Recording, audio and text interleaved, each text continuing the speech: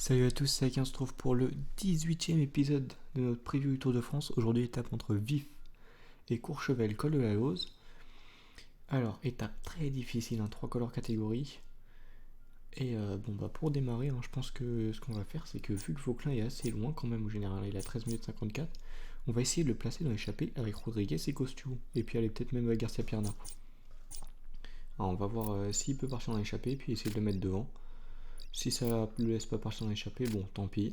Mais autant tenter. Et puis par contre, ça va servir à rien de tenter de mettre Venturini dans l'échappée, parce qu'il passera pas les grimpeurs pour le sprint inter.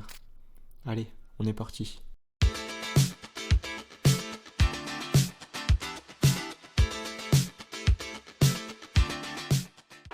Allez, on est à l'approche du sommet du col du Glandon, un premier col de la journée. Le peloton qui est à 6 minutes 16, on n'a pas réussi à mettre Raoul Garcia Pierna dans l'échappée. Le peloton qui a pas trop laissé partir au début, mais au final, ça l'a laissé partir vu que c'est monté très vite. Et puis le peloton au final, c'est Campenas en fait qui contrôlait, mais il a sauté. Et puis après, ouais, ça va, ils ont pas perdu grand monde. Enfin, ça va pas pour nous malheureusement, mais bon. Et du coup, on se retrouve encore avec Vauquelin à l'avant et puis Christian Rodriguez. Donc on va essayer de prendre des points avec Rodriguez. Et puis sinon, l'objectif c'est que Vauquelin il fasse pas un seul effort. Et il a gardé son shell pour le moment. Pas le cas de Christian Rodriguez qui passait pas loin de la défaillance. Alors, on a déjà fait sauter Félix Gall, regardez, Van Les Elved et premiers Gad. sont maintenant à 1 km du sommet. Pour vous dire à quel point ça monte. À gauche pour quitter la route menant à la Croix de Fer et se diriger vers le col du Glandon. Qui est-ce qui nous fait? Il nous fait pas le sprint là quand même. Les équipiers prennent les choses en main derrière l'échappée.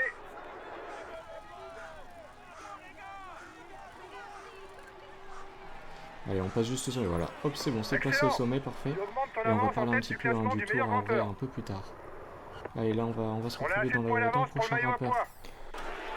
Bon, on est dans le col de la Madeleine. Christian Rodriguez qui va pas tarder à sauter, regardez. Parce que ouais, il n'y a que lui qui passe les relais avec Vlasov et Geraint Thomas. Et puis la descente, Christian Rodriguez, faut croire qu'il sait pas descendre, il a une note d'agilité éclatée comparé aux autres. Donc pendant toute la descente, j'ai dû faire toute la descente, une bonne partie de la descente au sprint pour essayer de reboucher les cassures. Parce qu'en gros, j'ai simulé un petit peu, il a pris 20 secondes. J'ai fait ok, d'accord, bon. Et puis là, heureusement qu'il a défendu son maillot à point dans le dernier col. On va essayer de prendre un maximum de points pour pas que d'autres coureurs le rattrapent trop. Et puis nous d'ailleurs on peut déjà prendre notre bleu un petit peu. Bon, pas trop non plus parce que là faut qu'on gère quand même pour le classement grimpeur. Attention à Guigui Martin là. Vont bientôt basculer au sommet de la Madeleine. Allez, on passe sur le côté et puis ouais, va pas falloir qu'on fasse trop d'efforts non plus. On doit quand même être en gestion pour faire un bon final. On a remporté le dernier grimpeur. Ça évite que nos concurrents ne prennent trop de points. On est le plus costaud de l'échappée. Bon, après on n'a pas fait d'efforts dans cette bosse. Vu qu'il y avait Rodriguez. Allez, puis on va se retrouver dans le col de la Lose. Allez, on est au pied du col de la Lose. On a 2 minutes 46 d'avance. Bon, on va espérer que ça va nous permettre de reprendre du temps quand même sur les carrosses Rodriguez et tout, qui soient eux aussi usés. Sinon, c'est un petit peu... Les coureurs du Tour de France affrontent le col de la Lose pour la 3e fois seulement. Mais il fait déjà figure d'épouvantail avec ses pourcentages extrêmement irréguliers. On va se retrouver plus haut. Super, on s'est fait carrément attaquer. Donc il faudrait qu'on rentre quand même là. Parce que ça sera mieux de monter à plusieurs que tout seul. Ouais, si on peut remonter sur Guillaume Martin, ouais.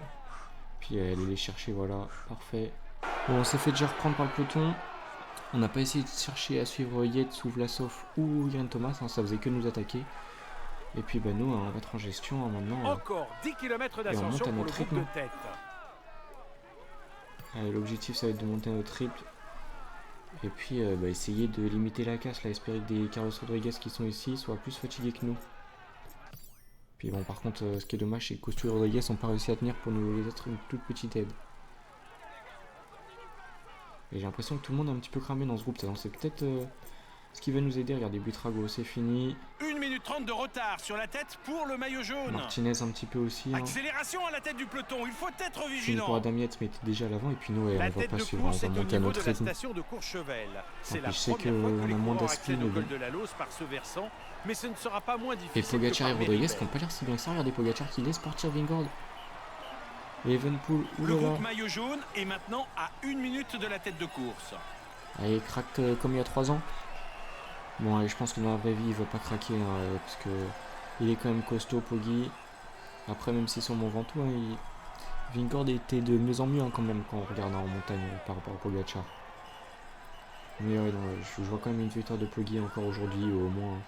Enfin, une victoire, c'est lui qui joue la gagne. Hein. Peut-être que ce sera l'échappée et pourquoi pas voir des coureurs du classement général se mettre dedans. Hein. Même des gars font le top 10, hein, Carlos Rodriguez qui a 20 minutes, Benelli. Puis peut-être Kevin Vauclin aussi, hein, on sait pas, peut-être. Peut-être que c'est un jour pour tenter d'essayer d'anticiper. 7 km de l'arrivée. Le maillot jaune vient d'opérer la jonction avec le groupe de tête. Et Geraint Thomas et Vlasov qui sont juste récupérés. Et Arensman qui fait une excellente montée, hein, franchement. Bon, allez, nous on est en gestion. On monte à notre rythme. Puis l'étape d'hier, la 17ème. Et voilà, franchement, les le hommes sprint, de tête arrivent sur la fameuse catastrophique. piste cyclable menant au col de la Lose. Entre la chute, 6 km d'ascension. Je sais plus qui c'est, Pavel Bittner, je crois qu'il veut pas lâcher la roue de Lund Andresen. Donc il se retrouve tassé entre Alexis Renard et c'était Cyril Barth. Hein. Cyril Barth, bon, je pense que il y a peut-être un petit risque qu'il abandonne, hein, parce que je pense qu'il y a un petit trauma crânien qui est passé par là. Hein. Le groupe de je sais pas si vous avez vu quand il arrive à son bus, mais bon. Ouais, il se rappelle même plus vraiment de la chute, on dirait. Hein. Allez, les petites routes du col de la Lose, hein, du sommet du col de la Lose. Bien irrégulières. Et ils sont pas si loin devant. Hein. Et ça monte même pas beaucoup plus vite que nous au final. Bon après, est-ce que c'était une bonne idée à journée à l'avant? Je sais pas, en soi, forme normale. On est censé perdre du temps hein, sur tous les coureurs devant. Même à Rensman, normalement ça monte mieux que nous, hein, Martinez aussi. Hein. Franchement, je pense qu'on a bien fait. C'est vrai qu'on va continuer de redescendre hein, au général. Hein. Je pense pas qu'on terminera. Je crois qu'on est 6ème. Hein. Je pense pas qu'on terminera 6ème. Hein. Ça va être top 10 au maximum. Hein. Mais de toute façon, c'est ce qu'on joue en début de tour. Il ne reste plus que 3 km pour le groupe de tête. Va-t-on assister à des offensives avant le sprint? Lipovic qui va remonter au général en tout cas. Et Evenepoel qui conforte sa première place. Un petit peu trop fort sur le jeu. Il faudra le down un petit peu. Henrik Mas costaud. Et Vlasov aussi, non mais costaud de fou. Hein. Geraint Thomas aussi, énorme. Allez, on essaie de récupérer un petit peu, si on peut récupérer un petit peu. À peine 2 km encore pour l'homme de tête. Allez, on continue de monter sur ce rythme. De toute façon, on peut pas vraiment monter plus fort. On n'a pas l'énergie pour.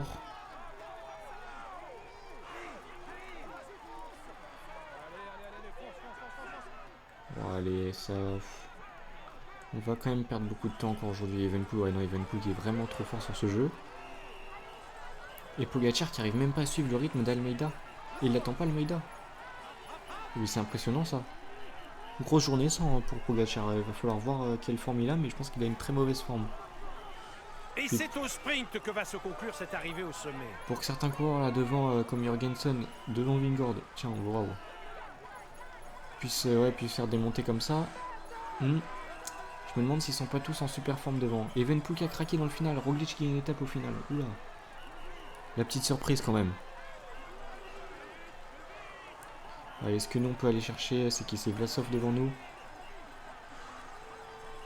Ouais, par contre, on est arrivé avec quoi 4 minutes d'avance, je crois, au pied, et on finit avec 4 minutes 30 de retard. Ah ouais, quand même. Hein.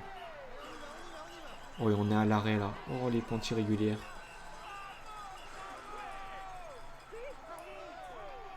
Ouais, on est quasiment dans le dernier kilomètre quand même. Et je pense que c'est une étape où on va voir Lenny Martinez à l'avant aussi. Peut-être Timon Arensman aussi qui peut jouer le maillot à poids. Je pense qu'on aura une belle échappée quand même. Hein. Ça va être une étape intéressante.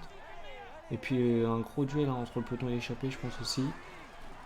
Pour tenter hein, d'aller gagner l'étape. Hein, l'échappée qui va tenter de résister au peloton. Le peloton, lui, qui va tenter de reprendre, je pense. Hein, parce que Pogacar veut peut-être, entre guillemets, sa revanche hein, de toutes les fois où il a craqué sur le col de la Lose, ou qu'il a craqué 2 fois.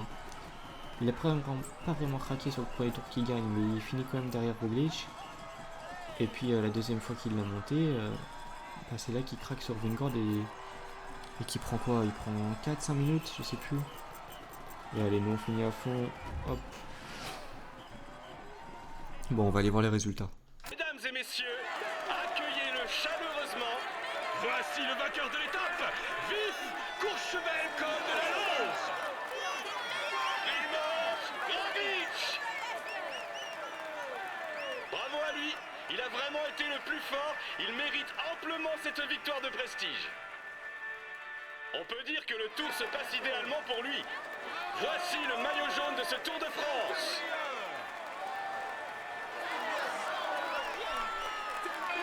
Il va pouvoir mettre ce maillot dans sa salle des trophées. Espérons pour lui qu'il en ajoute d'autres.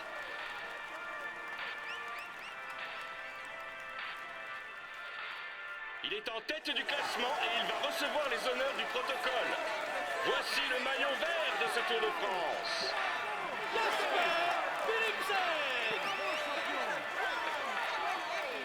Il va pouvoir mettre ce maillot dans sa salle des trophées. Espérons pour lui qu'il en ajoute d'autres.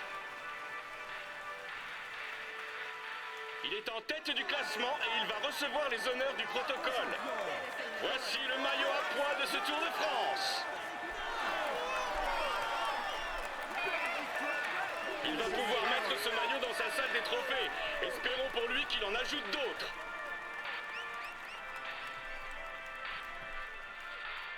Il va monter sur le podium pour recevoir son maillot et la bise des hôtesses. Voici le maillot blanc de ce Tour de France. Espérons que pour lui la suite se passe aussi bien, mais pour l'instant, il peut savourer.